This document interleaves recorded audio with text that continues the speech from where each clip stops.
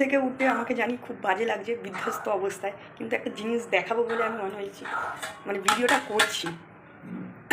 দই সবাই খায়, কিন্তু তোমরা কি কখনো দেখেছো একটা কাককে দই খেতে? সব খায়। কাককে কী খেতে দেখেছো?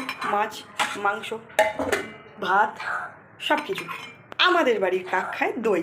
এদিকে আসো, আসো, কথাও শোনে। আমার গলার ভয়েসটাকে ইগনোর করো। দই খেতে আমি বাবার জন্মে দেখিনি কোনো কাক দই খাচ্ছে। আমার মা যে কী কী খাওয়ানো শেখালো আমি জানি না। বিস্কিট খেলে নতুন নতুন বিস্কিট খায়, এখন আবার ঘরে পাতা দই খায়। এমনি দই দিলে খাবে না।